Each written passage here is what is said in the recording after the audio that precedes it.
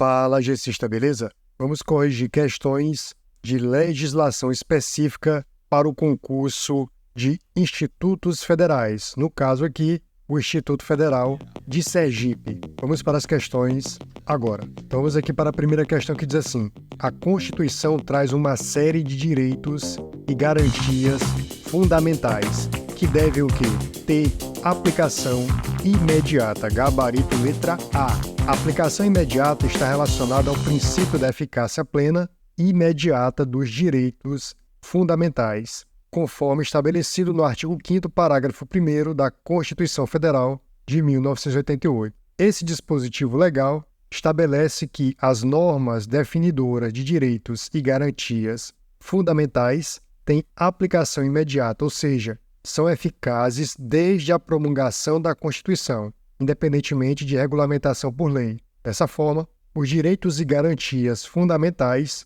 por serem considerados cláusulas pétreas e essenciais para a proteção dos indivíduos, devem ser aplicados imediatamente, não podendo ser restringidos ou condicionados pela falta de regulamentação infraconstitucional. Você marcaria letra A, ter aplicação imediata. Próxima. Por realizar severas críticas ao governador de um estado, o professor da rede pública de ensino foi transferido para uma cidade bem distante. O ato administrativo que transferiu o professor tem visto de que, olha só, a finalidade, pessoal, é um dos elementos essenciais do ato administrativo, juntamente com a competência, forma, motivo e objeto. A finalidade representa o objetivo ou fim a ser alcançado com a prática do ato administrativo. Então, no caso da questão, a transferência deste professor para uma cidade distante, motivada por críticas ao governador, indica uma finalidade desviada do interesse público e direcionada para punir o professor de forma arbitrária, o que configura um vício de finalidade do ato administrativo. Você marcaria aí a letra B. Próximo. Por 20 anos, um homem possuía um açougue sem nunca ter solicitado o devido alvará no órgão de vigilância sanitária. Também nunca foi fiscalizado, porém, depois de tanto tempo, seu estabelecimento foi interditado por não obedecer às normas sanitárias. Ele ficou irritado, pois nunca fora alvo de fiscalização. No entanto, sua irresignação não tem fundamento no direito administrativo, pois a competência ela é irrenunciável. Então, olha só, a competência se define pelo fato de existir sempre um agente público ao qual a lei dará competência para a prática de um ato específico. Sendo assim, ele será um elemento irrenunciável, imprescritível, improrrogável e intransferível. Nesse caso aí seria irrenunciável. Letra D a resposta. Então observe o seguinte, quando a gente pensa na competência, ela é um dos elementos essenciais do ato administrativo e se define pela atribuição legal conferida a determinado agente público para praticar atos específicos dentro da sua esfera de atuação. Algumas características da competência são irrenunciável, a competência não pode ser renunciada pelo agente público, pois é uma prerrogativa legal que não pode ser voluntariamente abandonada. Imprescritível, a competência não se perde pelo não exercício ao longo do tempo, ou seja, mesmo que o agente público não pratique atos dentro de sua competência por um período, ele não perde essa competência. Improrrogável, a competência não pode ser estendida além dos limites estabelecidos pela lei. Se a lei determina que um determinado agente tem competência para praticar certos atos, ele não pode ampliar essa competência por conta própria. Tem que ser adstrito à lei. Intransferível. A competência não pode ser transferida de um agente para outro sem previsão legal específica. Cada agente público possui sua competência própria e não pode delegá-la a outro sem autorização legal. Tranquilo, pessoal? Então, nesse caso aí, para a questão, nós iremos marcar a letra D. Próximo. São elementos discricionários dos atos administrativos. Observe o seguinte, para você lembrar da discricionariedade, você vai pensar o seguinte, olha, eu tenho dom, o D é discricionário, o O está relacionado à ideia de objeto e o M, motivo. Então, são elementos discricionários dos atos administrativos, quem? Objeto e motivo. Então, você vai lembrar do jurisconsulto MC Pedrinho, onde ele fala do dom. Dom. Você vai lembrar disso aqui, ó, dom, objeto e motivo. Beleza, pessoal? Então, observe o seguinte. Nós temos aí a competência, finalidade e forma, vinculado. Motivo e objeto, vinculado ou discricionário. Nesse caso, ele perguntou, são elementos discricionários dos atos administrativos, você marcaria a letra C. Então, observe o seguinte, ó, a competência geralmente é considerada um elemento vinculado, pois está estritamente ligada à lei e define quem pode praticar determinados atos administrativos. Então, nós temos lá, finalidade. Também é considerado um elemento vinculado, pois os atos administrativos devem ter uma finalidade específica, determinada pela lei, que deve ser perseguida pelo agente público ao praticar o ato. Forma. É considerado um elemento vinculado, pois os atos administrativos devem observar as formalidades estabelecidas pela lei, como documentos necessários, procedimentos a serem seguidos, entre outros. Motivo. Pode ser tanto vinculado quanto discricionário, dependendo do caso. Ele é vinculado quando a lei estabelece de forma precisa os motivos que devem ser considerados para a prática do ato. Neste caso, o agente público não tem liberdade para escolher o motivo, devendo agir conforme a lei. Discricionário, quando a lei confere ao agente público certa margem de liberdade na escolha do motivo para a prática do ato, desde que dentro dos limites legais e razoáveis. O agente pode escolher entre os motivos autorizados pela lei. O objeto também pode ser vinculado ou discricionário. Ele é vinculado quando a lei estabelece de forma precisa o conteúdo do ato e o objeto a ser alcançado sem margem para escolhas pelo agente público. Discricionário, quando a lei confere ao agente certa liberdade na escolha do objeto ou na forma de realizá-lo, desde que dentro dos limites legais e razoáveis. Portanto, o gabarito aí para essa questão ficou a letra C. Próxima. A Constituição Federal de 88 define quem é o agente público e, a partir dela, é possível identificar duas categorias, os agentes políticos e servidores públicos. Assim, o agente público é, letra A, o termo, apesar de ser amplo, utilizado apenas para se referir às pessoas que possuam vínculo com a administração pública e sejam remuneradas pelos serviços prestados. False. A pessoa a qual é conferida no exercício de suas atribuições algumas prerrogativas, denominadas de poderes administrativos, mas que, por outro lado, sofre a imposição de alguns deveres. Gabarito é a letra B. Então, veja. Lá no artigo 2º da Lei 8.429, de 92, que fala de ato de improbidade administrativa, você vai perceber o seguinte, ó, para os efeitos dessa lei, consideram-se agente público o agente político, o servidor público e todo aquele que exerce, ainda que transitoriamente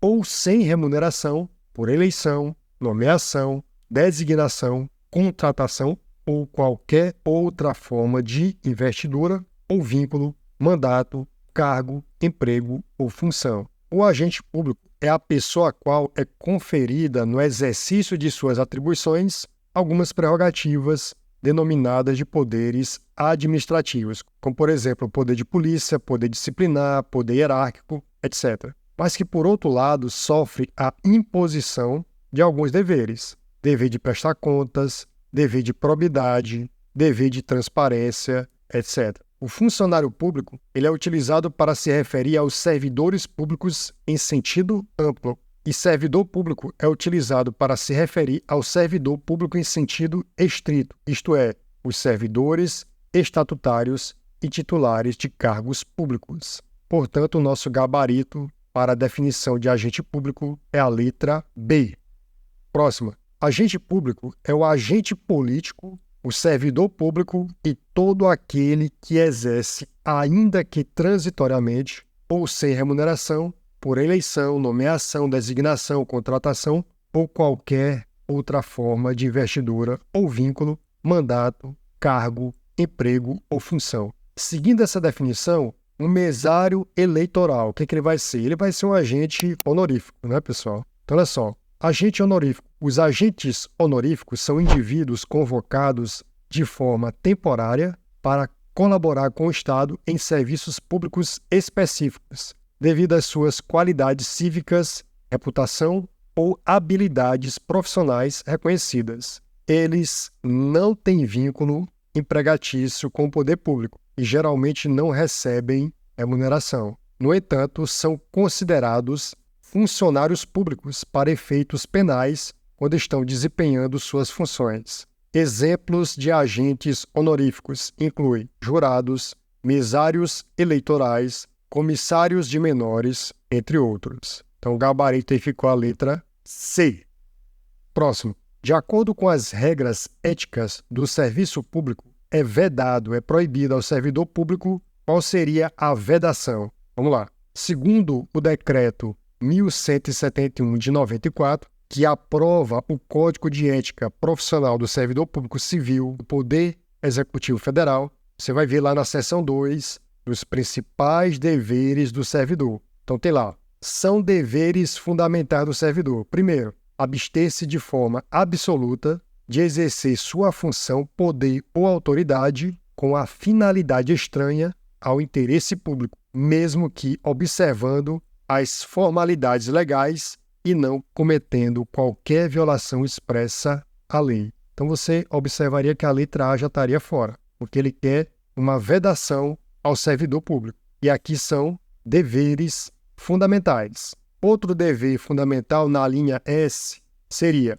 facilitar a fiscalização de todos atos ou serviços por quem de direito. Então a letra B já estaria fora, porque ele quer uma vedação. A linha O diz o seguinte: participar dos movimentos e estudos que se relacionem com a melhoria do exercício de suas funções, tendo por escopo a realização do bem comum. Então isso aqui seria deveres. Ele quer uma vedação. Então qual seria a vedação? Seria a letra D, ó. Lá na seção 3 do Código de Ética Profissional do Servidor Público Civil do Poder Executivo Federal, você vai perceber o seguinte, ó, é vedado ao servidor público. Então você vai perceber o seguinte, ó, a linha B, prejudicar deliberadamente a reputação de outros servidores ou de cidadãos que deles dependam. Então seria a letra D, a vedação que nós temos aí no Código de Ética do Servidor Público Civil do Poder Executivo Federal. Próxima. O princípio que garante que todos sejam atendidos pela administração pública sem privilégios é o da isonomia, pessoal. Tranquilo. Letra A. Próximo. Assinale a alternativa correta que descreve o princípio da proporcionalidade do processo administrativo. Letra A. Adequação entre meios e fins, vedada a imposição de obrigações, restrições e sanções em medida superior àquelas estritamente necessárias ao atendimento do interesse público. Então seria a ideia do princípio da proporcionalidade, gabarito letra A. Então vejamos aqui a Lei 9.784, de 1999, que regula o processo administrativo no âmbito da Administração Pública Federal. Artigo 2º, a administração pública obedecerá, dentre outros, aos princípios da legalidade, finalidade, motivação, razoabilidade, proporcionalidade, moralidade, ampla defesa, contraditório, segurança jurídica, interesse público e eficiência. Então vejamos aqui o inciso 6º, ó, adequação entre meios e fins, vedada a imposição de obrigações, restrições e sanções em medida superior àquelas estritamente necessárias ao atendimento do interesse público. Princípio da proporcionalidade. Então, gabarito aí realmente seria a letra A. Próximo. Adequação entre meios e fins. Opa, você já fica ligado, ó. Adequação entre meios e fins. Você já pensa em quem? Proporcional. Vedada a imposição de obrigações, restrições e sanções em medida superior àquelas estritamente necessárias ao atendimento do interesse público. E a divulgação oficial dos atos administrativos, ressalvadas as hipóteses de sigilo previstas na Constituição. Referem-se, respectivamente, aos seguintes princípios: adequação entre meios e fins, proporcional. Divulgação oficial, publicar, publicidade. Gabarito letra E. Próxima, a Lei de Improbidade Administrativa visa tutelar a moralidade qualificada na gestão pública. Por isso, será considerado ato de improbidade aquele praticado por pessoa que, letra A, agiu com negligência? Não. Tinha a vontade livre e consciente de alcançar o resultado ilícito? Sim, realmente o gabarito é a letra B. Próximo. De acordo com a Lei 8.429 de 92, Lei de Improbidade Administrativa, constitui um ato de improbidade administrativa que importa enriquecimento ilícito. Vamos lá. Então, o gabarito aqui vai ser a letra D, pessoal. Aceitar emprego, comissão ou exercer atividade de consultoria ou assessoramento para pessoa física ou jurídica que tenha interesse suscetível de ser atingido ou amparado por ação ou omissão decorrente das atribuições do agente público durante a atividade. Então, realmente, o gabarito é a letra D. Olha só, na Lei 8.429 de 92, você vai perceber o seguinte, ó, no artigo 9º, constitui ato de improbidade administrativa importando enriquecimento ilícito. Vamos lá. Seria o quê? Aceitar emprego,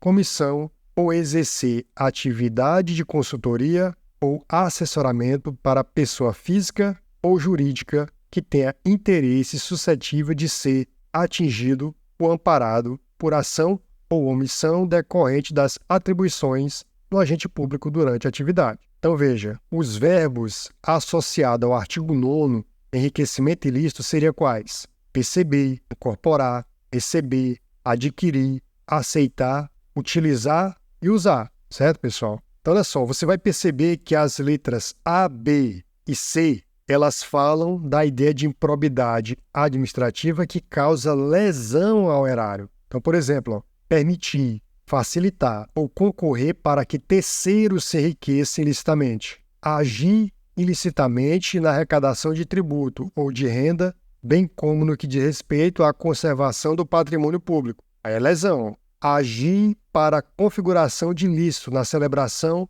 na fiscalização e na análise das prestações de contas de parcerias firmadas pela administração pública com entidades privadas. Observa que os verbos associados à lesão ao erário são quais? Doar, realizar, facilitar, conceder, permitir, agir, concorrer, celebrar, ordenar, liberar. Então veja que o verbo para enriquecimento ilícito, nesse caso, foi aceitar. Gabarito, letra D. Então veja essa tabelinha que eu coloquei, ó. Quando você pensa em enriquecimento ilícito, vai referir-se ao aumento patrimonial indevido obtido por uma pessoa em decorrência do exercício de cargo público, mandato, função, emprego ou atividade nas entidades públicas. Esse enriquecimento é considerado ilícito quando não possui fundamento legal ou ético, ou seja, quando a pessoa obtém vantagens financeiras, bens ou benefícios de forma injusta, abusando de sua posição na administração pública. Um exemplo seria um agente público que recebe propinas, comissões ou gratificações ilegais em troca de favorecimentos indevidos no exercício de suas funções. Verbos, como eu falei para vocês, são perceber, incorporar, receber, adquirir, aceitar, utilizar, usar. Agora, no artigo 10, que fala sobre prejuízo ao erário, ele vai referir-se ao dano causado ao patrimônio público. Esse prejuízo ocorre quando há desvio, apropriação, malbaratamento, dilapidação ou perda patrimonial efetiva de recursos públicos por parte de agentes públicos. Por exemplo, quando o funcionário desvia dinheiro público para benefício próprio ou de terceiros, quando há superfaturamento em contratos públicos, quando são realizadas despesas não autorizadas ou quando ocorrem outras formas de uso indevido dos recursos públicos. Verbos que a gente verifica em prejuízo ao erário seriam quais? Doar, realizar, facilitar, conceder, permitir, agir, concorrer, celebrar, ordenar, liberar. Beleza, então é isso. Próximo. A Lei 9.784 de 99 regula o processo administrativo no âmbito da administração pública federal. Nela, salvo disposição legal em contrário, você vai ver que o recurso não tem efeito suspensivo. Então, quando a gente pega o artigo 57 da Lei 9.784, a gente vai perceber o seguinte, ó, o recurso administrativo tramitará no máximo por 3 instâncias administrativas, salvo disposição legal diversa.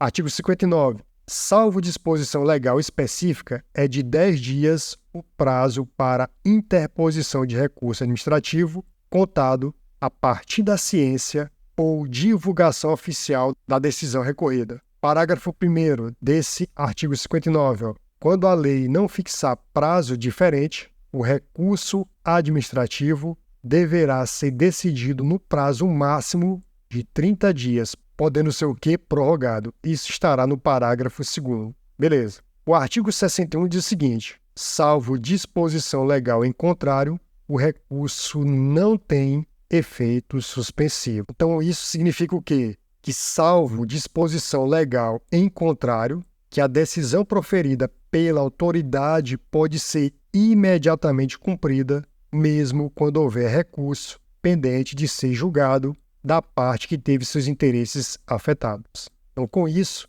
você iria observar na letra A: o recurso administrativo tramitará no máximo por 2 instâncias? Não, são 3. O prazo para interposição de recurso administrativo é de 30 dias? Você viu que são de 10 dias. Letra C: o recurso não tem efeito suspensivo, seria o gabarito. E a letra D: o recurso administrativo deverá ser decidido no prazo máximo de 10 dias? Não, são 30 dias, a partir do recebimento dos autos pelo órgão competente. Você vê que o prazo são de 30 dias no parágrafo 1º do artigo 59. Então, realmente, isso aí estaria errado. Gabarito letra C.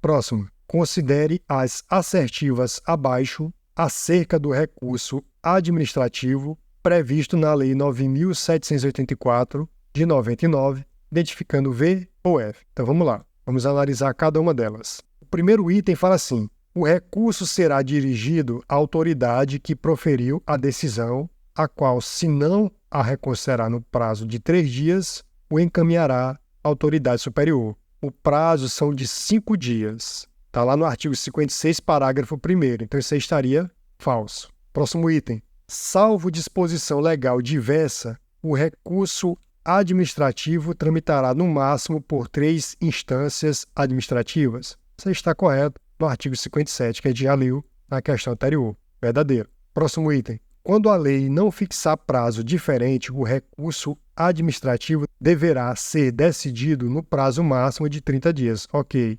Contados do recebimento dos autos pelo órgão competente. Vedada a prorrogação do prazo? Falso, ele poderá ser prorrogado. Então, veja, no artigo 59, parágrafos 1º e 2º, diz assim: quando a lei não fixar prazo diferente, o recurso administrativo deverá ser decidido no prazo máximo de 30 dias, a partir do recebimento dos autos pelo órgão competente. Parágrafo 2º. O prazo mencionado no parágrafo anterior de 30 dias poderá ser prorrogado por igual período ante justificativa explícita. Então, isso aqui seria falso. Próximo item. O não conhecimento do recurso não impede a administração de rever. Ela pode rever de ofício o ato ilegal? Pode, desde que não ocorra a preclusão administrativa. Então, isso aqui estaria o quê? Verdadeiro, segundo o artigo 63, parágrafo 2º da Lei 9.784. O não conhecimento do recurso não impede a administração de rever de ofício o ato ilegal, desde que não ocorrida a preclusão administrativa. Preclusão administrativa ocorre quando uma parte deixa de realizar alguma ação dentro do prazo estipulado pela legislação ou pelas regras fato, procedimento administrativo, perdendo assim a oportunidade de se manifestar posteriormente. Então isso aqui estaria verdadeiro. Próximo item. Salvo disposição legal em contrário, o recurso não tem efeito suspensivo. Aqui está correto no artigo 61. Em regra, o recurso da decisão proferida em processo administrativo não tem efeito suspensivo. Isso significa, salvo disposição legal em contrário, que a decisão que foi proferida pela autoridade pode ser imediatamente cumprida, mesmo quando houver recurso pendente de julgamento da parte que teve seus interesses afetados. Isso aqui você marcaria verdadeiro. Então, nosso gabarito ficou FVFVV. Então, realmente, nós teríamos letra E como resposta.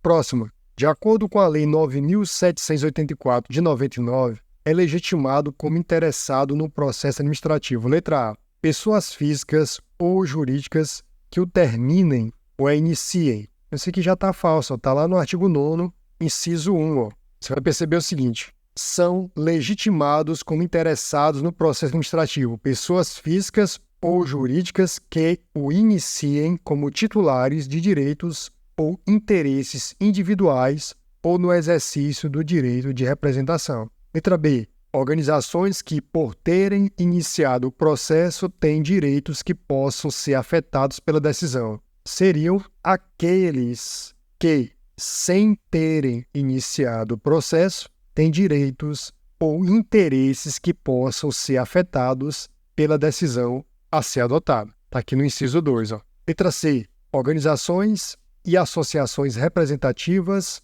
no tocante a direitos e interesses coletivos. Seria o gabarito letra C.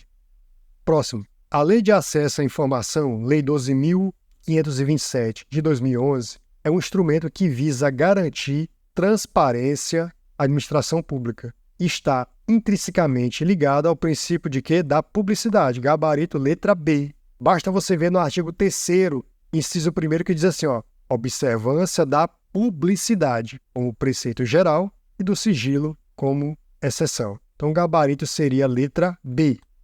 Próxima. De acordo com a Lei 12.527 de 2011, Lei de Acesso à Informação, o interessado informado do extravio da informação solicitada poderá fazer o quê? Artigo 7º, parágrafo 5º. O que ele poderá fazer? Poderá o interessado requerer à autoridade competente a imediata abertura de sindicância para apurar o desaparecimento da respectiva documentação. Parágrafo 6º. Verificada a hipótese de extravio da informação solicitada, o responsável pela guarda da informação extraviada deverá, no prazo de 10 dias, justificar o fato, indicar testemunhas, comprovem a sua alegação. Portanto, o gabarito será a letra A. Poderá requerer à autoridade competente a imediata abertura de sindicância para apurar o desaparecimento da respectiva documentação e o responsável pela guarda da informação extraviada deverá, no prazo de 10 dias, justificar o fato e indicar testemunhas que comprovem a sua alegação. Próximo. A Comissão Mista de Reavaliação de Informações, de acordo com o Decreto 7.724 de 2002, regulamentando a Lei 12.527 de 2011, será presidida por quem? Então, essa comissão será presidida por um representante da Casa Civil da Presidência da República, gabarito letra B. Então, veja o seguinte, ó, lá no artigo 35, ele fala o seguinte, ó, parágrafo 1º, é instituída a Comissão Mista de Reavaliação de Informações, que decidirá, no âmbito da Administração Pública Federal, sobre o tratamento e a classificação de informações sigilosas e terá competência para requisitar da autoridade que classificar a informação como ultrasecreta e secreta, esclarecimento ou conteúdo parcial ou integral da informação, rever a classificação de informações ultrasecretas ou secreta de ofício ou mediante provocação de pessoa interessada, observando os trâmites dispostos no artigo 7º e demais dispositivos dessa lei. Terceiro, prorrogar o prazo de sigilo de informação classificada como ultrasecreta, sempre por prazo determinado, enquanto seu acesso ou divulgação puder ocasionar ameaça externa à soberania nacional ou à integridade do território nacional ou grave risco às relações internacionais do país. Beleza, pessoal? Aí lá no decreto 7.724 de 2012 fala o seguinte, ó, regulamentação da Lei 12.527. Artigo 46, ó, a Comissão de Reavaliação de Informações, instituída nos termos do parágrafo 1º do artigo 35 da Lei 12.527 de 2011, será integrada pelos titulares dos seguintes órgãos: Casa Civil da Presidência da República, que a presidirá. Então veja, quem presidirá a Comissão Mista de Reavaliação de Informações será o titular da Casa Civil da Presidência da República. Gabarito letra B. Próxima. Com base na Lei nº 12.527 de 2011, Lei de Acesso à Informação, o prazo máximo de restrição de acesso à informação secreta é de 15 anos. Então vamos lá. Na lei, pessoal, no artigo 24, parágrafo 1º, ele fala o seguinte: os prazos máximos de restrição de acesso à informação, conforme a classificação prevista no caput do artigo 24, vigoram a partir da data de sua produção e são os seguintes: ultrasecreto, 25 anos, secreta, que é o caso da questão, são 15 anos, e reservada, 5 anos. Então, gabarito letra C. Próximo.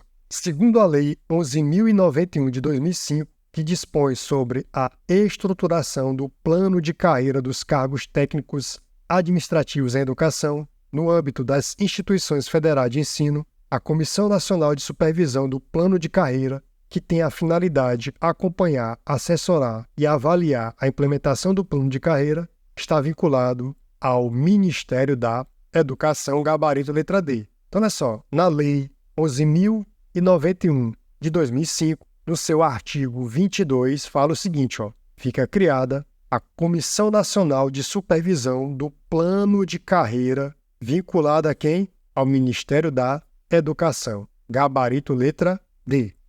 Próximo. Segundo a Lei 11.091 de 2005, que dispõe sobre a estruturação do plano de carreira dos cargos técnico-administrativos em educação, no âmbito das instituições federais de ensino, caberá à Instituição Federal de Ensino avaliar anualmente a adequação do quadro de pessoal às suas necessidades, propondo ao Ministério da Educação, se for o caso, o seu redimensionamento, considerada, entre outras, as seguintes variáveis. Então, olha só, necessita aumentar o quadro de pessoal. O que é que deve ser considerado? Demandas institucionais, com certeza, proporção entre os quantitativos da força de trabalho do plano de carreira e usuários, com certeza.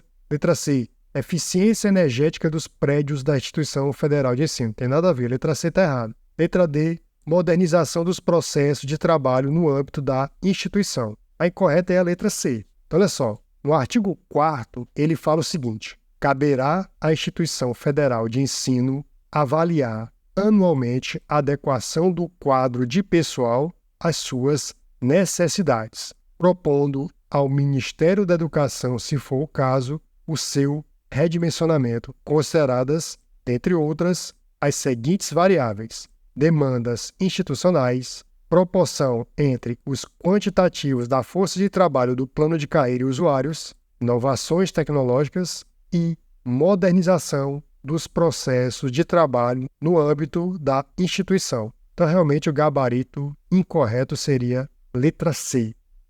Próximo. A edição da Lei 11.091 de 2005 reestruturou e modernizou o plano de carreira dos técnicos administrativos em educação, levando em consideração o disposto nessa lei, assinale a alternativa que apresenta uma das variáveis avaliadas anualmente pela Instituição Federal de Ensino para verificar a adequação do quadro de pessoal às suas necessidades. Letra A. Inovações educacionais. Você viu que isso aí está errado. A gente acabou de ler o artigo 4º da Lei 11.091 e a gente viu que seriam demandas institucionais e não inovações educacionais. Letra B. Proporção entre os quantitativos da força de trabalho do plano de carreira e a força de trabalho da carreira docente. Não, é em relação aos usuários. Então, isso estaria errado. Isso aqui seria em relação aos usuários. Letra C. Dinâmica dos processos de pesquisa, de ensino, de extensão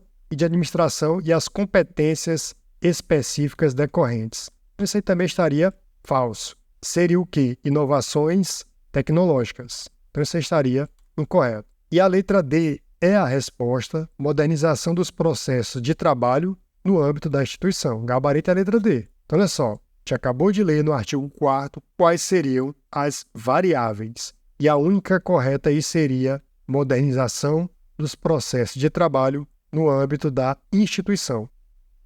Próximo. Segundo a Lei 11.091 de 2005, que dispõe sobre a estruturação do plano de carreira dos cargos técnicos administrativos em educação, no âmbito de qualquer Instituto Federal de Ensino, pode-se afirmar exceto. Letra A. O plano de carreira está estruturado em 4 níveis de classificação. Não, são 5 níveis de classificação. Com 5 níveis de capacitação cada? Não, são 4 níveis de capacitação. Então estaria errado a letra A. Letra B. A gestão dos cargos do plano de carreira observará princípios e diretrizes, entre eles a qualidade do processo de trabalho. Perfeito, é isso aqui mesmo. Letra C. O desenvolvimento do servidor na carreira dar-se-á exclusivamente pela mudança de nível de capacitação e de padrão de vencimento mediante, respectivamente, progressão por capacitação profissional, correto? Ou progressão por mérito profissional, tranquilamente. Letra D.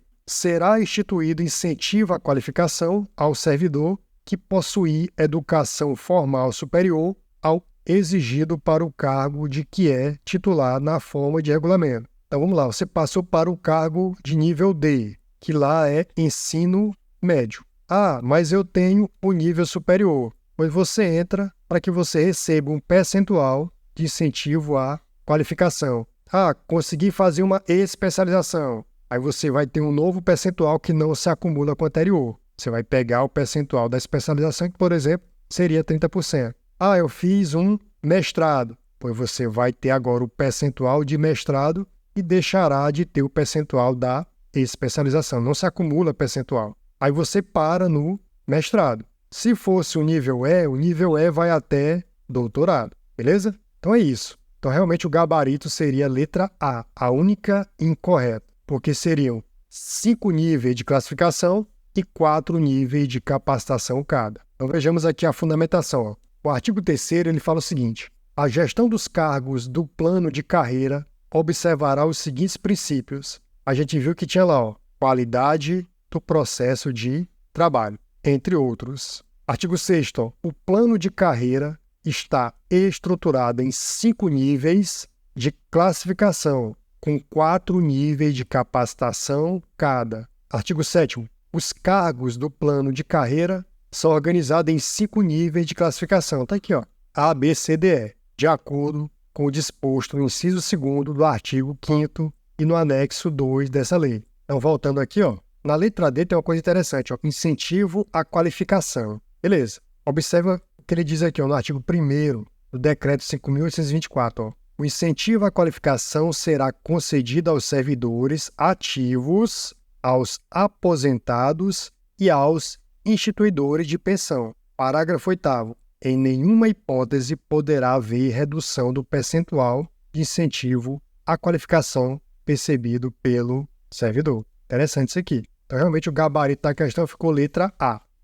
Próximo. A Lei 11.091 de 2005 dispõe sobre a estruturação do plano de carreira dos cargos técnico-administrativos em educação, no âmbito das instituições federais de ensino vinculadas ao Ministério da Educação. De acordo com essa lei, na gestão dos cargos do plano de carreira, deverão ser observados os seguintes princípios e diretrizes, exceto: letra A, investidura em cargo condicionada à aprovação em concurso público. Isso aqui está correto. Desenvolvimento do servidor vinculado a seus objetivos pessoais? Não, seriam objetivos institucionais. Estaria falsa a letra B. Natureza do processo educativo, função social e objetivos do Sistema Federal de Ensino. Beleza. Dinâmica dos processos de pesquisa, de ensino, de extensão e de administração e as competências específicas decorrentes. Aqui estaria correto. Então veja o seguinte, lá no artigo 3º da Lei 11.091 de 2005, você vai perceber o seguinte,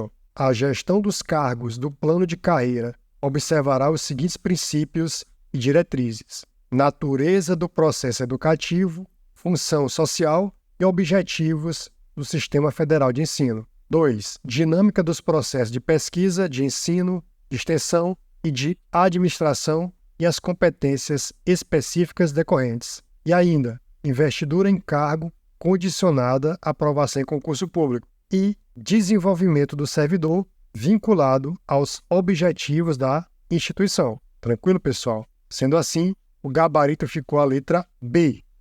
Próximo. Segundo o plano de carreira dos cargos técnico-administrativos em educação, além dos casos previstos na legislação vigente, o ocupante de cargo do plano de carreira dos cargos de TAI poderá afastar-se de suas funções para prestar colaboração a outra instituição federal de ensino ou de pesquisa e ao Ministério da Educação, com ônus para a instituição de origem, não podendo o afastamento exceder 4 anos. Beleza, pessoal? Então, olha só. Lá no artigo 26A da Lei 11.091 de 2005, ele vai falar o seguinte, ó. Além dos casos previstos na legislação vigente, o ocupante de cargo do plano de carreira dos cargos técnicos administrativos em educação poderá afastar-se de suas funções para prestar colaboração a outra instituição federal de ensino ou de pesquisa e ao Ministério da Educação com ônus, ou seja, o pagamento vai ser realizado pela instituição de origem. Então, por exemplo, se você está no Instituto Federal do Sergipe e aí você vai fazer uma colaboração junto ao Ministério da Educação, quem que vai pagar o seu salário seria o Instituto Federal de Sergipe, não podendo o afastamento exceder 4 anos. Os servidores docentes e técnicos administrativos em educação poderão afastar-se para prestar colaboração a outra instituição federal de ensino ou de pesquisa e ao Ministério da Educação. Apenas servidores estáveis podem prestar colaboração técnica, ou seja, você passou pelo estágio probatório. Aí sim você pode fazer essa colaboração. O período deve ser solicitado de acordo com a necessidade do projeto, respeitando o prazo máximo de 4 anos. A colaboração técnica é diferente de cooperação técnica. Enquanto a colaboração técnica é uma modalidade de movimentação externa, temporária, visando ao desenvolvimento de um projeto pelo servidor em outra instituição federal de ensino, a cooperação técnica consiste em um acordo entre instituições. Nesse caso, o que nos interessa é saber que não pode o afastamento exceder 4 anos. Gabarito letra C. Próximo. Segundo ditames do Decreto 5.825 de 2006, que estabelece as diretrizes para elaboração do Plano de Desenvolvimento dos Integrantes do Plano de Carreira dos Cargos Técnico-Administrativos em Educação, PCC-TAI. Inclusive, pessoal, fique atento que está havendo um movimento de greve dos institutos federais justamente para a reestruturação desse PCC-TAI. Este será definido visando garantir, exceto o que se apresenta em letra A. O que ele visa garantir? O aprimoramento do processo de trabalho, transformando em conhecimento coletivo e de domínio público. Esse aqui estaria verdadeiro. A privatização dos serviços prestados pelas instituições federais de ensino. Isso aqui não tem nada a ver, fora. A integração entre os ambientes organizacionais e as diferentes áreas do conhecimento. Perfeito. Letra D. A identificação de necessidade pessoal, inclusive remanejamento, readaptação e redistribuição da força de trabalho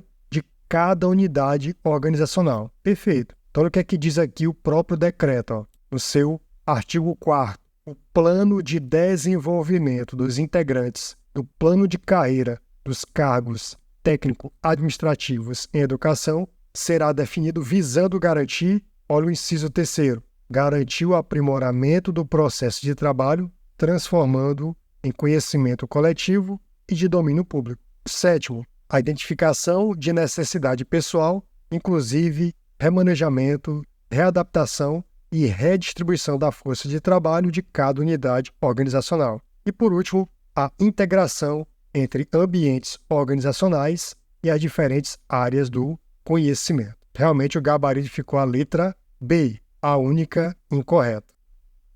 Próxima. Conforme consta no artigo 10 da Lei 11.091 de 2005, o desenvolvimento do servidor na carreira dá-se-á exclusivamente pela mudança de nível de capacitação e de padrão de vencimento mediante, respectivamente. A ideia é o quê? Você tem uma progressão por capacitação profissional e também a progressão por mérito profissional. Você marcaria a letra D, progresso por capacitação profissional, decorrente da obtenção pelo servidor de certificação em programa de capacitação ou progressão por mérito profissional, desde que o servidor apresente resultado fixado em programa de avaliação de desempenho. Então, todo ano você passa por uma avaliação de desempenho e aí você pode ter a sua progressão por mérito profissional. Então, realmente, o gabarito é a letra D.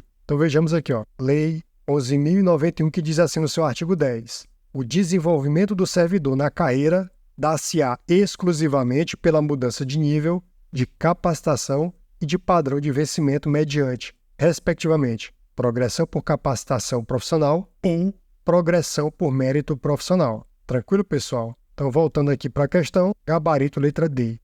Próximo. A partir dessa questão, ela será mais voltada para o cargo de assistente em administração nível D, beleza? Então, vamos lá. Segundo a Lei número 14.133 de 2021, de licitações e contratos, o planejamento de compras públicas deverá considerar a expectativa de consumo anual e observar alguns critérios, dentre eles o atendimento a quais princípios. Está lá no artigo 40, ó, inciso 5, padronização, parcelamento e responsabilidade fiscal. Então, você observaria o seguinte: atendimento aos princípios da padronização, considerada a compatibilidade de especificações estéticas, técnicas ou de desempenho, do parcelamento quando for tecnicamente viável e economicamente vantajoso, da responsabilidade fiscal, mediante a comparação da despesa estimada com a prevista no orçamento. Portanto, o gabarito aí ficou a letra B, da padronização,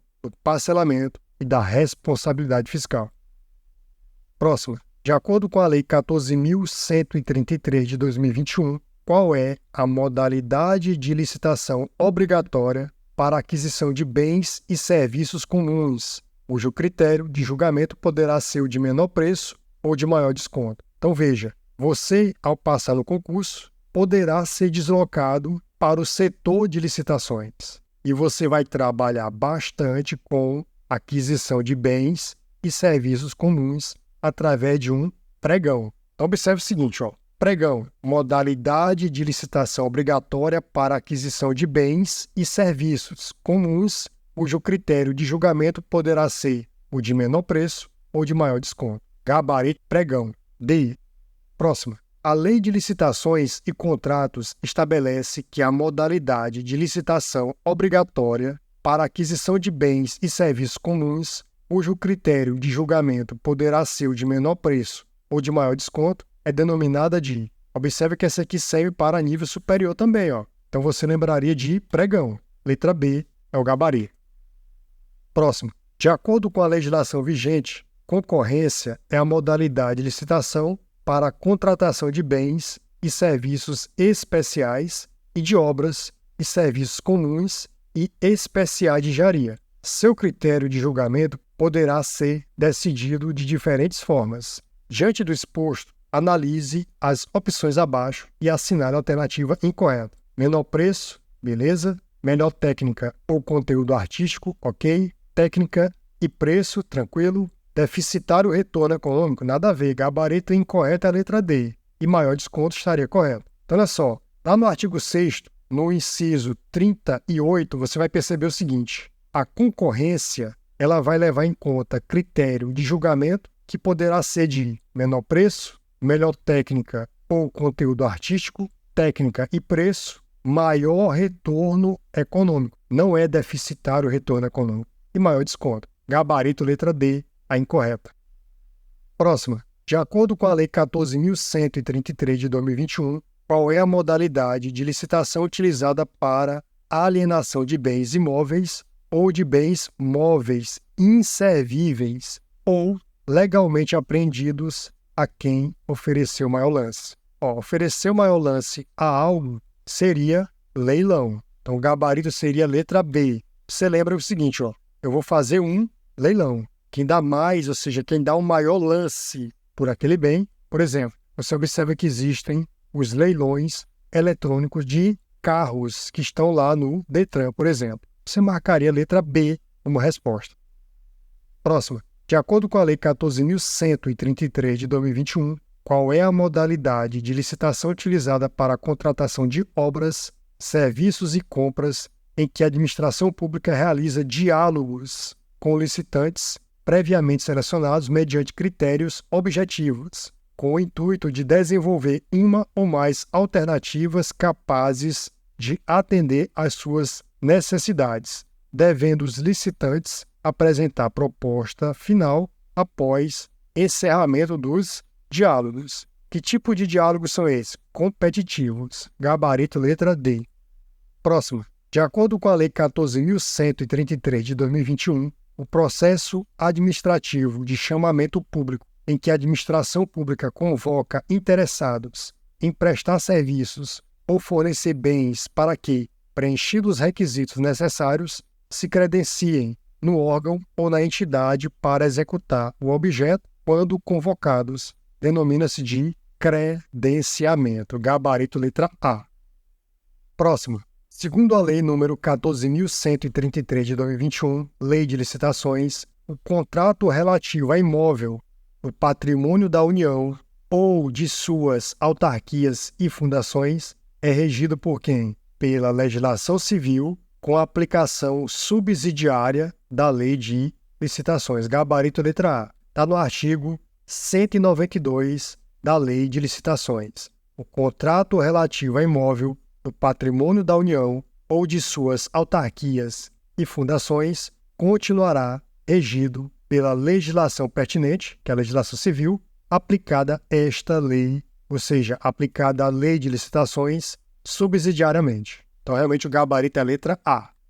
Beleza, pessoal? Então, por aqui eu vou encerrando essa bateria de questões. Eu fiz ela de flash, sem comentar muito, até porque eu já trabalhei bastante essas questões nas nossas aulas, no decorrer da preparação para esse concurso. Então, você vai ver que realmente eu fui direto, objetivo, sem perder tempo. Tranquilo, pessoal? Então, baixa o material, estuda para que você possa revisar até o dia da prova e para que você possa otimizar essas informações no seu cérebro, para que você possa aplicar tranquilamente o que você aprendeu. Tranquilo, pessoal? Então, por aqui eu encerro a correção dessas questões. Espero ver você nas próximas aulas. Até mais!